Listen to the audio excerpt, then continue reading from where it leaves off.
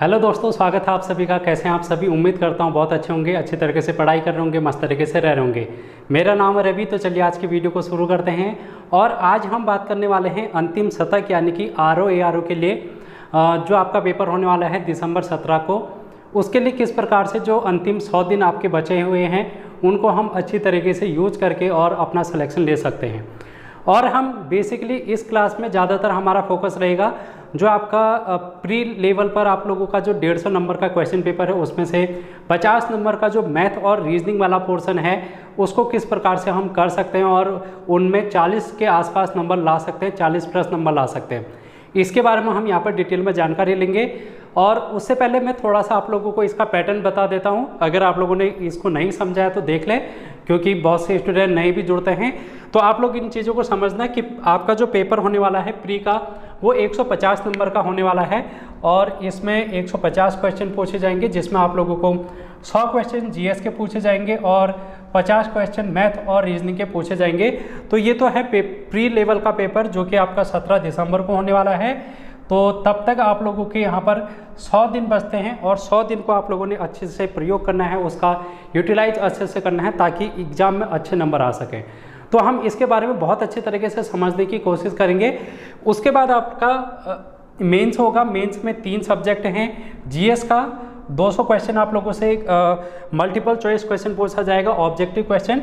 और इसके बाद हिंदी के 5 क्वेश्चन आएंगे, जिसमें आप लोगों को यहाँ पर 100 नंबर का क्वेश्चन पेपर देखने को मिलेगा। इसके बाद ऐसे राइटिंग आप लोगों को 3 क्वेश्चन देखने को मिलेंगे 100 मार्क्स का। तो इन चीज़ों के बारे में आप लोग अभी ना सोचें, सिर्फ और सिर्फ प्री लेवल में GS पर फोकस करने की कोशिश करना। और मैथ और रीजनिंग इसको हम किस प्रकार से देखेंगे, क्योंकि GS आपकी मेंस में भी है, इसलिए GS को आप लोग बहुत अच्छे से कवर करें। जो भी आप लोग पढ़ रहे हैं उनको अच्छी तरीके से समझने की कोशिश करें और डीप जो भी स्टडी है उसको थोड़ा सा बारीकी से समझें। ऊपर पढ़ाई करके यहाँ पर GS नहीं होने वाली है। तो अगर हम बात करेंगे उसके बाद प्रैक्टिकल सब्जेक्ट भी आप लोगों को तीसरे चरण में देखने को मिलेगा, जिसमें आप लोगों को कंप्यूटर की क्लास, यहाँ पर कंप्यूटर का पेपर प्रैक्टिकल होगा ये 100 मार्क्स का। और उसके बाद टाइपिंग टेस्ट है आपकी 10 मिनट में। तो इस प्रकार ये पूरा आपका एक सिलेक्शन का प्रोसीजर है, जिससे आपको इन फेज से गुजर के जाना है और अंतिम में आप लोगों को एक सक्सेस मिलेगी। जो आपकी सरकारी नौकरी का सपना है वो पूरा होगा अगर आप लोग इन चरणों को पार करके अंतिम चरण में सफलता हासिल करते हैं तो। लेकिन ये सरकारी नौकरी का सपना हर किसी का होता है, यहाँ पर पहुँचना बहुत कठिन मार्ग हो जाता है। क्यों? क्योंकि हम इन चरणों को आसानी से पार नहीं कर पाते, इनमें हमको बहुत सी डिफ़िकल्टी देखने को मिलती है। तो हम इसी के बारे में आज जानकारी लेंगे। तो चलिए देखते हैं। और इतना तो आप लोगों ने पहले से कर ही रखा है, तो हम सीधे से बात करेंगे। आज जो हमारा मेन मकसद है जो इस क्लास को लाने का था उस पर हम जाते हैं। तो देखते हैं 150 नंबर के कैसे इसमें हम अच्छे नंबर कैसे ला सकते हैं।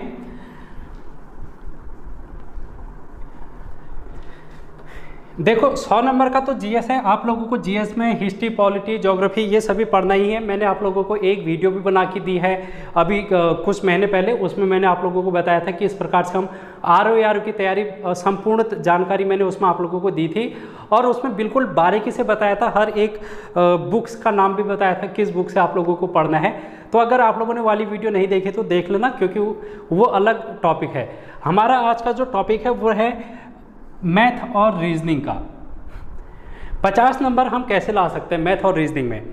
देखो अगर हम इसमें भी देखेंगे मैथ और रीजनिंग में मैथ के आसपास यहाँ पर आप लोगों को 25-20 इस तरीके का रेशियो देखने को मिल सकता है। 25-25 का भी देखने को मिल सकता है, यानी कि 30 क्वेश्चन मैथ के होंगे, 20 रीजनिंग के, या फिर 25-25 का रेशियो भी हो सकता है। रेशियो कुछ भी हो सकता है, इसको मैं यहाँ पर वेरीफाई नहीं कर रहा कि कौन सा रेशियो होगा। लेकिन हाँ, मैथ और रीजनिंग ये आएगी, ये बिल्कुल कंफर्म है। अब रीजनिंग की अगर हम बात करेंगे तो रीजनिंग की यहाँ पर मैंने आप लोगों को एक प्लेलिस्ट बना के रखी है।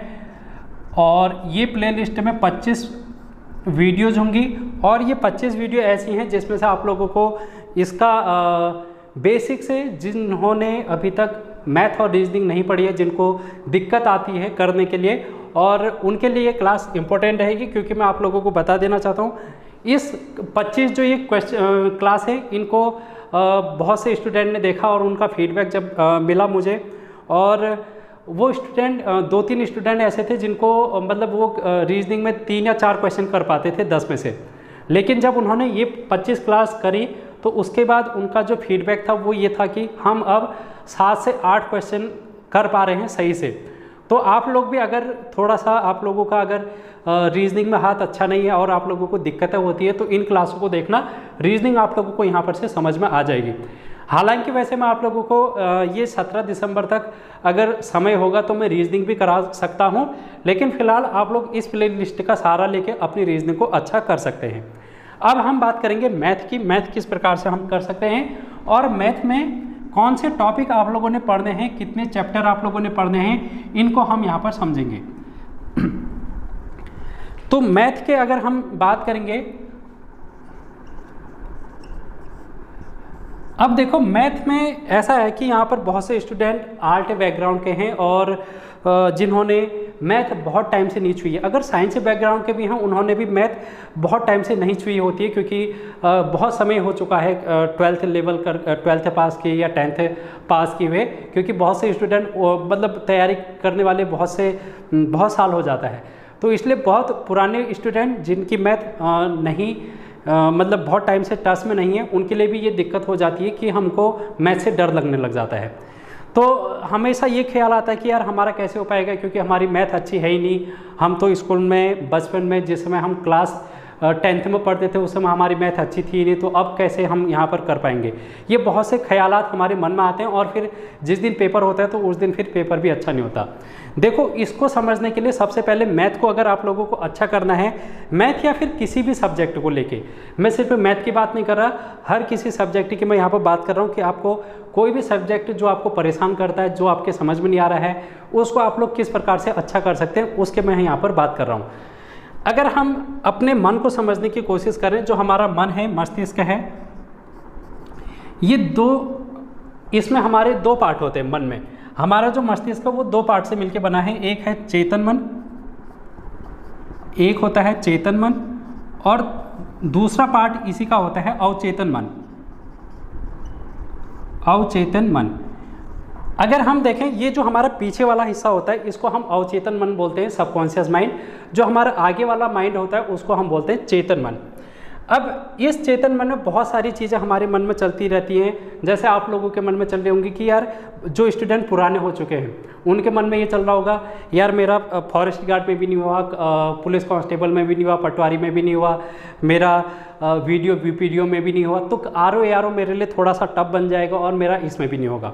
ऐसे नकारात्मक ख्याल आपके मन में आ रही होंगी और आप ये सोच रहे होंगे कि यार मैं कंपटीशन में फाइट नहीं कर सकता, मेरे जो प्रैक्टिस सेट हैं या फिर आपके जो आप भी पेपर लगा रहे हैं उनमें नंबर कम आ रहे हैं, 40-50 नंबर आ रहे हैं, मेरा हो पाएगा कि नहीं हो पाएगा। और ये भी ख्याल आते हैं कि यार अब बहुत से स्टूडेंट की उम्र ऐसी हो चुकी होगी, एक अंतिम पड़ाव में होंगे वो 28, 29, 30 साल, 31 साल, 32 साल, तब ये ख्याल आते हैं कि यार अब तो उम्र हो गई है, अब होगा कि नहीं होगा, इतने साल से मैं तैयारी कर रही हूँ। या फिर आपके मन में ये भी ख्याल आएंगे कि यार अब ऐसी उम्र आ गई है कि शादी होने वाली है, मतलब घर वाले शादी के लिए फोर्स कर रहे हैं। और शादी का कॉन्सेप्ट ये लड़कियों के लिए ज़्यादा होता है, क्योंकि लड़कियों का वैसे पहले से समाज में प्रचलन है कि जल्दी शादी कर देनी चाहिए।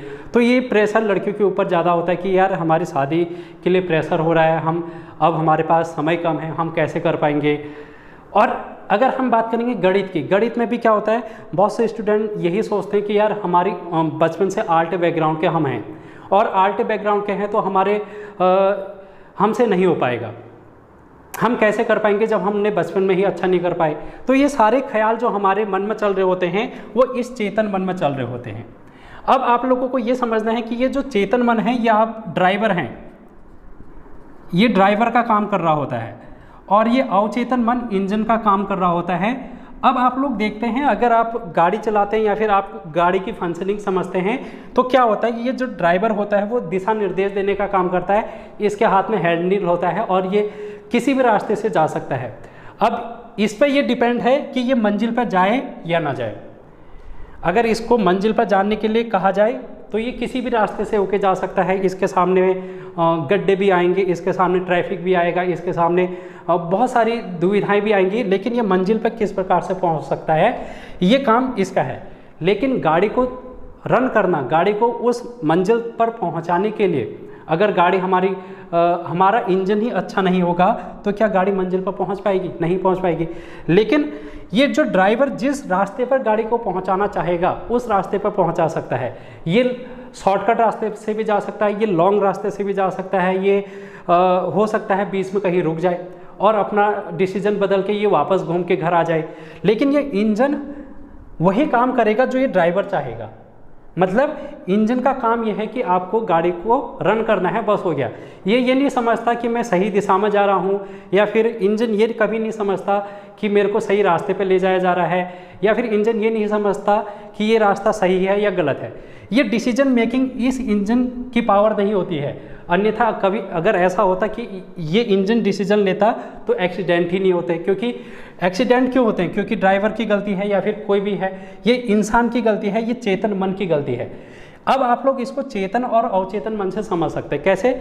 ये अवचेतन मन आपका इंजन है, इसको आप जैसा निर्देश दोगे वैसा ही ये करेगा। अगर आप लोग इसको सही निर्देश दोगे या अगर आप लोग इसको सही रास्ते पर ले जाने की कोशिश करोगे, आप अगर पॉजिटिव सोच रहे हैं तो ये इंजन उसी रास्ते पर काम करेगा। लेकिन अगर आप लोगों ने सारे नकारात्मक ख्याल अपने मन में डाल दिए, जैसे कि मैंने आप लोगों से कहा कि घर की कंडीशन अच्छी नहीं है, हमारे आर्थिक स्थिति अच्छी नहीं है, नहीं हो पा रहा है, हमने बहुत एग्ज़ाम दे दिए, हमसे नहीं हो पा रहा है, हमने इतना पढ़ लिया है कि यार अब मेरे नंबर तो अच्छे आते ही नहीं है, तो नेक्स्ट एग्जाम में भी अच्छे नंबर नहीं आएंगे। ये जो नकारात्मक ख्याल हैं वो इस अवचेतन मन में भी जा रहे हैं। लेकिन ये चेतन मन को हमने क्या करना है, अब थोड़ा सा इसमें पॉजिटिविटी लानी है। हमने ये सोचना है कि यार जो हमारा मैथ है, हो सकता है हम बचपन में कमज़ोर इसलिए थे क्योंकि हमको सही टीचर ना मिला हो सकता है हमने उतना उस समय नहीं पढ़ा होगा जितना हमको जो एक अच्छा स्टूडेंट जो टॉप करता है उस स्टूडेंट के बराबर हमने नहीं पढ़ा हो।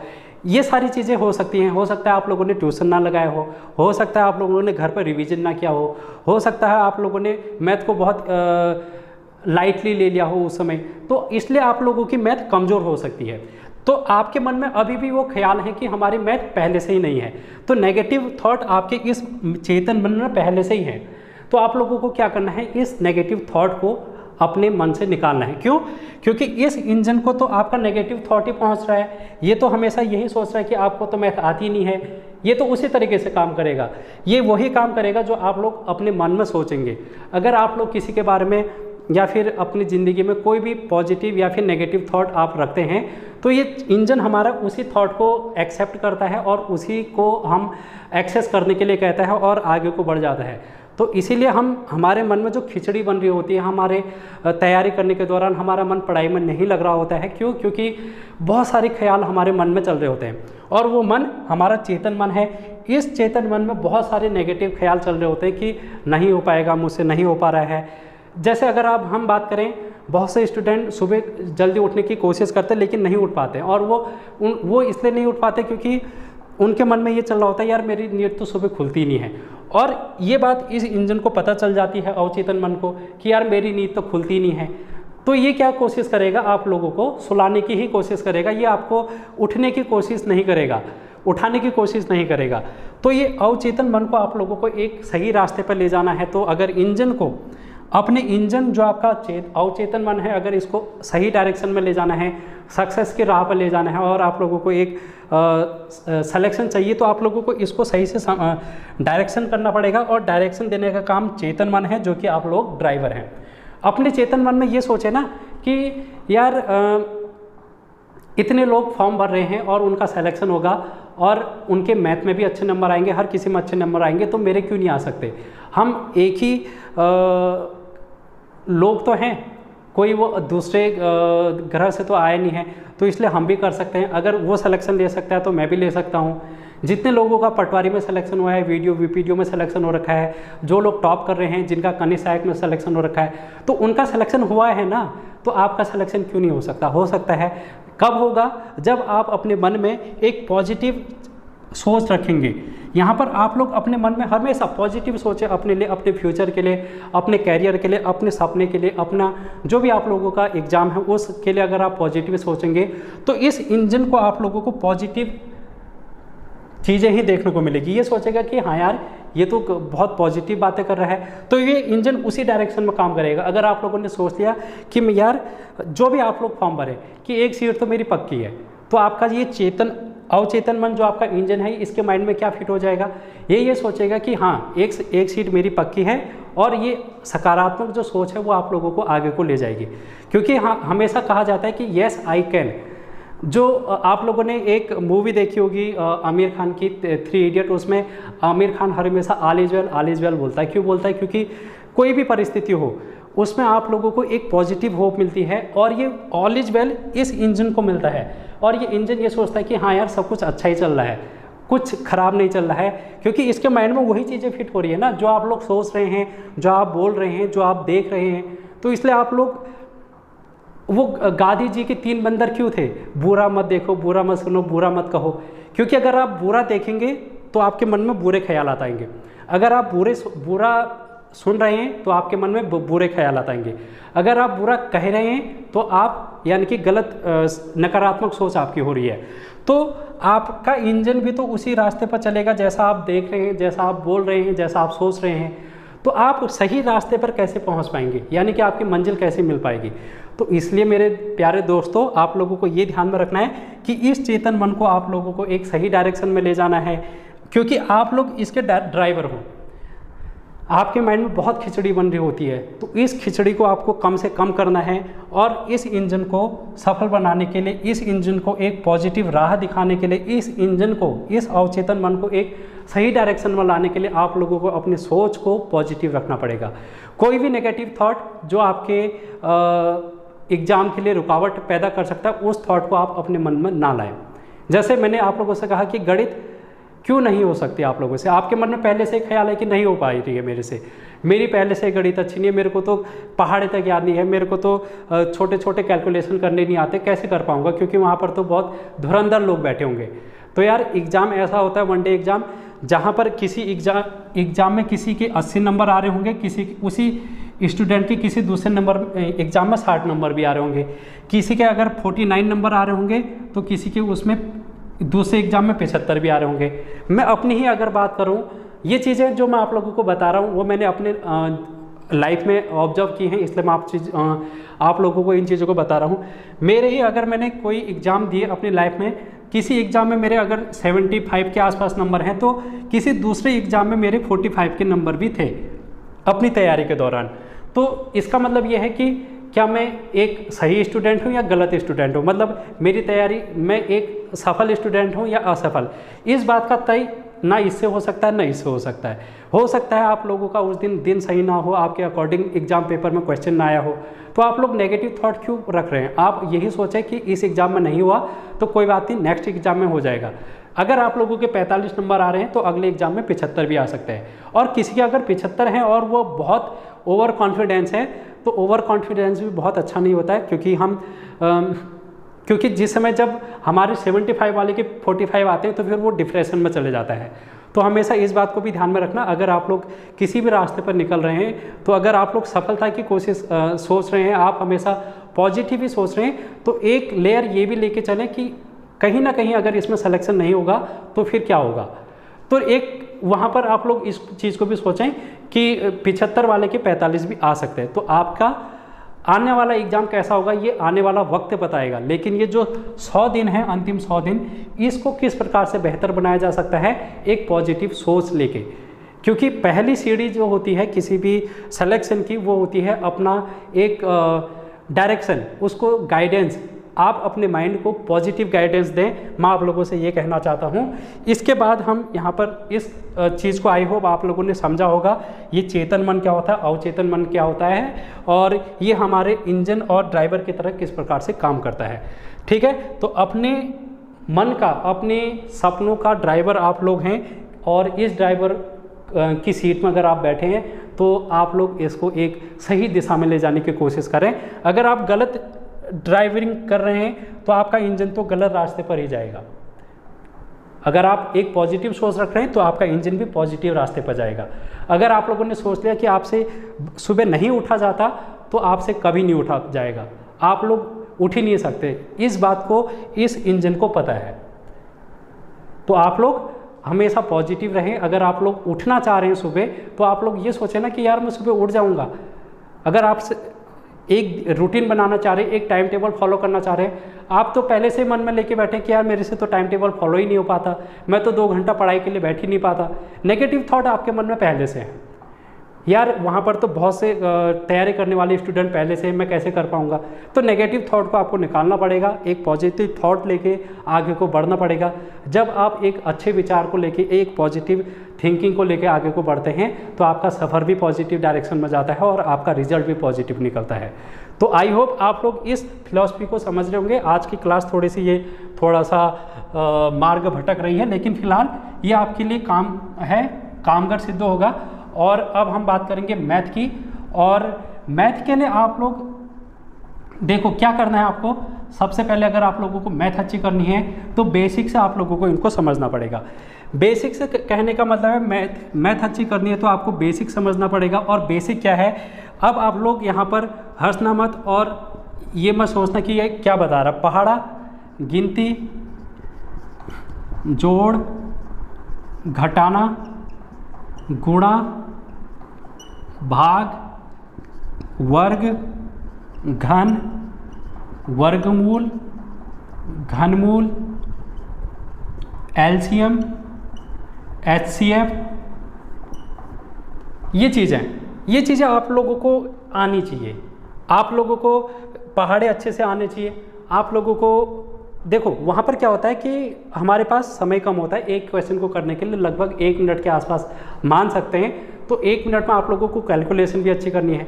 वहाँ पर अगर आप लोगों का कुछ इस तरीके से आ गया 33 इंटू इस तरीके से आप लोगों का कुछ भी आ गया 19 से आप लोगों को 323 को गुणा करना है। अब आप लोगों को पता ही नहीं है, 19 का पहाड़ा आता ही नहीं है, तो आप क्या करेंगे वहाँ पर गुणा करने लग जाएंगे। पहले 9 का गुणा करेंगे, फिर 1 का गुणा करेंगे, तो टाइम क्या हो गया, टाइम वहाँ पर वेस्ट हो गया ना यार। तो आप लोगों को क्या करना है, पहाड़े अच्छे से याद करने हैं। हो सकता है तो 25 तक के पहाड़े आप लोग कंठस्थ करें और जैसे आप लोग बचपन में करते थे ना पहाड़े याद, वैसे याद करें। अगर आप लोगों को भूल गए हैं, अपने मन में रोज़ पहाड़े को दोहराएं। जब भी आप मैथ करने के लिए बैठ रहे हैं 1 से 1.5 घंटा, मैथ को आप लोग 2 घंटा तक दे सकते हैं अगर आपके पास ज़्यादा समय है, अन्यथा आप लोग 1 घंटा भी इसको दे सकते हैं। तो 1 घंटे में शुरुआत का जो वार्म अप होता है, जैसे आप कोई भी एक्सरसाइज करते हैं, मतलब फिजिकल एक्सरसाइज करते हैं, जिम में जाते हैं या फिर योगा अभ्यास करते हैं, तो क्या होता है हम पहले वार्म अप करते हैं। थोड़ा सा अपने आप को फिट करने के लिए आप लोगों को जिम में भी वार्म अप कराया जाता है। वैसे ही आप इस मैथ को करने के लिए सबसे पहले वार्म अप करेंगे। और क्या वार्म अप करेंगे, पहाड़े का, ठीक है। तो पहाड़ा आप लोग करेंगे। गिनती आप लोगों को अच्छे से आनी चाहिए, वो तो आती होगी, लेकिन जोड़, घटाना, गुणा, भाग, वर्ग, घन, वर्गमूल, अब आप लोगों को वहाँ पर इस तरीके से क्वेश्चन आ गया और वहाँ पर 23 का वर्ग यहाँ पर इस तरीके से कैलकुलेशन करनी है। अब आप लोग क्या करेंगे, वहाँ पर 23 को 23 से गुणा करेंगे और 23 को 23 से गुणा करने में कितना समय लगेगा। लेकिन अगर आप लोगों को याद है मेरे दोस्तों, तो आप लोग इसको अच्छे से यहाँ पर लिख सकते हैं, ठीक है। तो ये चीज़ें आप लोगों को याद करनी है, ये बेसिक सी चीज़ें हैं। इन पर अगर पकड़ है तभी आप लोग गाड़ी को आगे को बढ़ा पाएंगे। आप सीधे क्वेश्चन पर पहुँच जा रहे हैं, सीधे आप लोग बिल्कुल चक्रवर्ती ब्याज निकालने के लिए बैठ जा रहे हैं, CI SI निकालने के लिए बैठ जा रहे हैं, परसेंटेज आप लोग पहुंच गए हैं। ये तब हो पाएगा जब आप लोगों का ये अच्छा होगा। भाग करना नहीं आता बहुत से स्टूडेंट को। मैं जिस स्टूडेंट की बात कर रहा था जिसका रीजनिंग अच्छा हुआ और पहले कमज़ोर था फिर बाद में अच्छा हुआ, उसको भाग करने नहीं आते थे। वो क्या करता था, मेरे को व्हाट्सएप पर मैसेज करता था, व्हाट्सएप पर फ़ोटो खींच के भेजता था, बोलता था कि सर मुझे ये क्वेश्चन नहीं आ रहा है, आप बता दो। मैंने उसको भाग भी सिखाया, पर्सनली मैंने उसको भाग भी सिखाया और आज वो अच्छे नंबर ला पा रहा है। यानी कि 7, 8 नंबर, 9 नंबर वो कवर कर पा रहा है 10 में से। तो वो क्यों हो पाया है, क्योंकि प्रैक्टिस है और बेसिक चीज़ें उसने पकड़ी अपनी, और आपको भी बेसिक चीज़ों को ही पकड़ना पड़ेगा। 100 दिन बहुत होते हैं। 100 दिन में आप लोग अगर 1.5 घंटा या फिर 1-1 घंटा 2 घंटा भी कर रहे हैं तो 100 घंटे बहुत ज़्यादा होते हैं। और आप लोगों को इन 100 घंटों को अच्छे से अपने दैनिक जीवन में लाना है और तैयारी अच्छे से करनी है, क्योंकि 50 नंबर में से बहुत ज़्यादा होते हैं 50 नंबर, और ये 50 नंबर आप लोगों को सिलेक्शन दे सकता है और रिजेक्शन भी दे सकता है। जीएस कितनी अच्छी कर लो, अगर ये 50 नंबर आपके अच्छे नहीं हैं तो आपका सिलेक्शन नहीं होगा। तो इसलिए इन 50 नंबर को अच्छा करने के लिए आप लोगों को ये बेसिक चीज़ों को पढ़ना है। उसके बाद अब मैं आप लोगों के यहाँ पर बात करता हूँ कि टॉपिक कौन कौन से हैं जहाँ से क्वेश्चन ज़्यादा बनते हैं। और मैंने कुछ आप लोगों के प्रीवियस ईयर पेपर देखे हैं, जैसे अगर मैं बात करूँगा RO का 2016 का पेपर देखा है मैंने, RO का 2016 का पेपर, लोअर PCS का पेपर और PCS का पेपर। इसमें भी 50 क्वेश्चन पूछे जाते हैं, इसमें 100 क्वेश्चन पूछे जाते हैं, इसमें 20 से 25 क्वेश्चन पूछे गए थे मैथ के। तो इन सभी क्वेश्चन पेपर को लेकर मैंने आप लोगों का एक एनालिसिस किया, निरीक्षण किया और ये पाया कि आपके जो क्वेश्चन बन रहे हैं वो कहाँ से बन रहे हैं। तो आपके जो क्वेश्चन बन रहे हैं उन टॉपिक को मैं यहाँ पर लिखता हूँ एक एक करके, आप लोगों को इनको पढ़ना है। ये टॉपिक नहीं बल्कि चैप्टर हैं। ये क्या है? चैप्टर हैं। ये पूरा एक पार्ट है, चैप्टर है, ये कोई टॉपिक नहीं है। तो सबसे पहले आप लोगों को संख्या पद्धति देखनी है, संख्या पद्धति, और संख्या पद्धति में भी और आप लोगों को फिर सरलीकरण देखना है। सरलीकरण यानी कि सिंप्लीफिकेशन, अंग्रेजी में भी मैं बोलता जाऊंगा। और एलसीएम, एचसीएफ यानी कि लॉसो और मॉसो आप लोगों को देखना है। और उसके बाद में आप लोगों को यहाँ पर जैसे सरलीकरण में ही बॉड मास भी आ जाता है, बॉड मास वाली चीज़ें आप लोगों को देखनी है। उसके बाद आप लोगों को शेषफल वाला चैप्टर देखना है और विभाज्यता वाला चैप्टर देखना है, विभाज्यता। इसके बाद आप लोगों को यहाँ पर औसत देखना है, औसत मतलब एवरेज, एवरेज वाला चैप्टर देखना है। उसके बाद आप लोगों को परसेंटेज देखना है, परसेंटेज के बाद आप लोगों को प्रॉफिट एंड लॉस, लाभ हानि, लाभ हानि के बाद आप लोगों को साधारण ब्याज यानी कि सिंपल इंटरेस्ट और चक्रवृद्धि ब्याज, कंपाउंड इंटरेस्ट, ये सभी चीज़ें आप लोगों को देखनी है। उसके बाद आप लोगों को एज वाले क्वेश्चन देखने हैं, एज यानी कि आयु वाला पार्ट पढ़ना है। आयु के बाद आप लोगों को पढ़ना है कार्य तथा समय वाला चैप्टर। और फिर आप लोगों को चाल,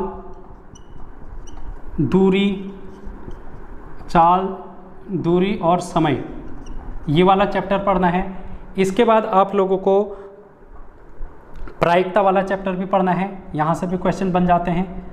प्रायिकता के बाद आप लोगों को सांख्यिकी, स्टैटिक्स भी आप लोगों को कवर करना है, सांख्यिकी, ठीक है। तो ये बात आप लोगों को ध्यान में रखनी है। और मैंने आप लोगों को पहले बता दिया कि वर्गमूल, घनमूल, ये सभी चीज़ों को आप लोगों को देखना है और पढ़ना है। और उसके बाद एक चैप्टर और आ जाता है अनुपात का, अनुपात के बाद आप लोगों का एक चैप्टर और आ जाता है पाई चार्ट वाला। पाई चार्ट ये सांख्यिकी में आ जाएगा। और इसके अलावा आप लोगों को समांतर श्रेणी देखनी है, कक्षा 10 का चैप्टर है ये, समांतर श्रेणी, ठीक है, समांतर श्रेणी। तो ये सभी चीज़ें आप लोगों को देखनी है और मैंने आप लोगों के लिए ये यहाँ पर लिख दिया है। आई होप आप लोगों को ये जो चीज़ें हैं वो समझ में आ रही होंगी और इनको कैसे पढ़ना है उसको भी मैं आप लोगों को बताऊंगा। पहले मैं आप लोगों को ये बता देना चाहता हूँ, मैंने आप लोगों को मैथ और रीजनिंग की बेसिक फाउंडेशन बैच यहाँ पर शुरू किया था। 10 क्लास मैंने आप लोगों को उसमें करा रखी है। उसको आप लोग एक प्रकार से डेमो क्लास देख सकते हैं। अगर आप लोगों को समझ में आ रही हैं क्लासेस तो आप लोग कमेंट बॉक्स में कहेंगे कि हाँ हमको आ रही है समझ में, और उसके बाद मैं इन टॉपिक को आप लोगों को पढ़ाऊँगा। अगर आप लोगों का पॉजिटिव फीडबैक मिलता है तब मैं इन क्लास को शुरू करूँगा, अन्यथा मैं नहीं कर पाऊँगा। क्योंकि देखो कभी भी संबंध बनाने होते हैं तो दोनों साइड से बनते हैं। अगर आप लोग पॉजिटिव फीडबैक रखेंगे तो मेरे तरफ से भी पॉजिटिव फीडबैक आएगा और मैं आप लोगों को इन टॉपिक को कराऊंगा बिल्कुल बेसिक से, वैसे ही कराऊंगा जैसे मैंने रीजनिंग कराई है। और देखो हमेशा इंसान आगे को इम्प्रूव करता ही जाता है। अगर मैंने पहली वाली क्लास में आप लोगों को कुछ मेरा जो पढ़ाने का तरीका है अगर उसमें थोड़ा सा आप लोगों को दिक्कत हुई होगी तो आने वाली क्लासेस में आप लोगों को उसमें भी इम्प्रूवमेंट देखने को मिलेगा। तो मैं अपनी तरफ से पूरी कोशिश करूँगा आपको इनको पढ़ाने की।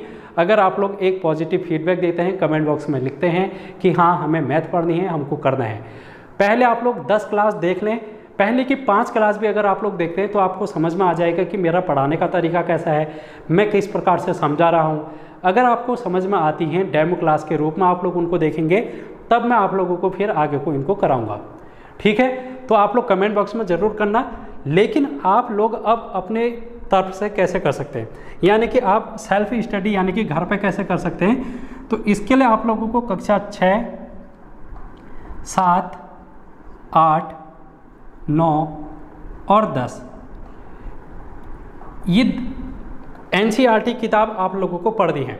आप लोगों को कुछ अन्य किताबों को नहीं देखना है, बाहर की किताबें मत देखो, क्योंकि यहीं से आपके समझ में आ जाएंगी चीज़ें। फिर बाहर की किताबों को पढ़ने की ज़रूरत ही नहीं पड़ेगी। अगर आप लोगों ने ये 5 किताबें अगर पढ़नी है, और ये 5 किताबें आप लोगों को कहीं ना कहीं मिल जाएंगी, किसी न किसी आपके सगे संबंधी दोस्त जो भी भाई बहन आपके छोटे घर में हैं वहाँ से मिल जाएंगी। अगर नहीं मिलती है तो आप लोग PDF डाउनलोड कर लें। PDF कहाँ से मिलेगी, प्ले स्टोर से NCERT बुक्स करके आप लोग करेंगे, वहाँ पर आपको मिल जाएगी कक्षा 10 की गणित की किताब, कक्षा 9, 8, 7 किसी भी क्लास के आप लोग लेना चाहें। और इनको आप लोग पढ़ने की कोशिश करना, हर एक चीज़ को पढ़ना। और इसमें आप लोगों को एक चीज़ देखने को मिलेगी, हर एक बुक में, हर एक क्लास में आप लोगों को 15 चैप्टर हैं, 15 चैप्टर हर किसी में है। और 15 चैप्टर मतलब टोटल 75 चैप्टर हैं। और ये 75 चैप्टर करने के लिए आपके पास 100 दिन हैं। अगर आप एक दिन में एक चैप्टर भी करते हैं तो 75 दिन में 75 चैप्टर कर जाएंगे, और आपका 25 दिन फिर से बच जाएंगे रिवीजन करने के लिए।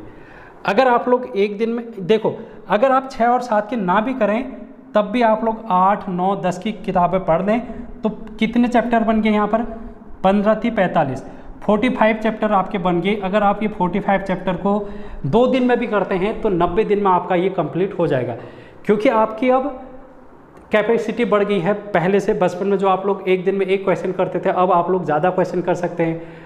आपकी मेंटलिटी, आपका जो क्षमता है वो बढ़ चुकी है, क्योंकि आप धीरे धीरे करके बढ़ रहे हैं, तो एज बढ़ने के साथ हर चीज़ बढ़ती जाती है। तो इसलिए आप लोग इन चीज़ों को कर सकते हैं। 45 दिन में 45 चैप्टर कर सकते हैं, या फिर 90 दिन में भी 45 चैप्टर कर सकते हैं। अगर आप लोगों ने ये 3 किताबों को पढ़ा और 45 चैप्टर किए तो आप लोगों को सिलेक्शन लेने से कोई नहीं रोक सकता गणित में। और यही चीज़ हर सब्जेक्ट के लिए है, लेकिन आप लोगों को इनको फोकस करना है। अगर मैं यहाँ पर आप लोगों को इन सभी और ये तीनों क्लास में आप लोगों को ये जितने भी चैप्टर मैंने लिखे हैं ये सभी चैप्टर कंप्लीट हो जाएंगे। इसके ये जो टॉपिक आपको देखने को मिले चैप्टर, ये इन तीनों ये 5 क्लास में ही देखने को मिलेगी। इसके अलावा बाहर से कहीं जाने की ज़रूरत नहीं पड़ेगी। और अगर मैं आप लोगों को कराऊंगा तो ये इन्हीं किताबों से कराऊंगा, इसके अलावा बाहर मैं नहीं जाऊंगा। कुछ क्वेश्चन में जा सकता हूं जहां पर आप लोगों का जो पेपर है प्रीवियस, उसके आधार पर अगर कुछ आउट ऑफ ये NCERT है तो मैं उनको भी करा दूंगा। लेकिन फ़िलहाल हम लोग NCERT पर बात करेंगे। कक्षा 10 तक की जो भी आपकी हैं उनको हम यहाँ पर देखेंगे, तो आप लोगों को ध्यान में रखना है। और इसके अलावा ये क्लास SI के लिए भी है, SI वाले भी देख सकते हैं, क्योंकि SI में भी आपकी मैथ पूछी जा सकती है। अभी ये संभावना नहीं है कि कितना क्या पूछा जाएगा, और उसको मैं क्लियर नहीं करूँगा, लेकिन पूछी जाएगी ज़रूर। तो इस तरीके से आप तैयारी करेंगे और रिवीजन ज़रूर करना। जो भी चैप्टर आप पढ़ रहे हैं, जो भी क्वेश्चन कर रहे हैं, अगर आप लोगों को ज़्यादा दिक्कत होती है आप टेलीग्राम में पूछ सकते हैं मेरे से। टेलीग्राम चैनल का लिंक आप लोगों को मिलेगा। लिंक में जाके आप लोग वहाँ पर मेरे को क्वेश्चन लिख सकते हैं और मेरे को भेज सकते हैं। मैं उसको आंसर करने की कोशिश करूँगा, आपको समझाने की कोशिश करूँगा। अगर आप लोगों को कोई भी हेल्प मेरे से चाहिए होगी तो आप पर्सनली टेलीग्राम पर पूछ सकते हैं। कोई भी क्वेश्चन हो, कोई भी मैथ से लेकर या रीजनिंग से लेकर, मैं आप लोगों को डाउट पक्का क्लियर करूँगा। मैं आप लोगों से इस बात को वादा करता हूँ। अगर आप लोग मेरे से पूछते हैं तो आप लोगों को निराशा नहीं मिलेगी। अगर आप मेरे से जुड़ते हैं, आप लोगों को एक अच्छा ही डायरेक्शन जो है मैं देने की कोशिश करूँगा। तो इतनी बातें हो चुकी हैं। आई थिंक क्लास भी बहुत लंबी हो चुकी होगी, तो आज की क्लास में हम इतना ही डिस्कस करते हैं। और कुछ चीज़ें अगर छूट गई होंगी तो मैं आप लोगों को बाद में बता ही दूंगा, और आप लोग फीडबैक के रूप में ज़रूर बताना कि आपको मैथ पढ़नी है या नहीं पढ़नी है। उस हिसाब से मैं आप लोगों के लिए शुरू करूँगा। तो take care, bye bye, all the very best.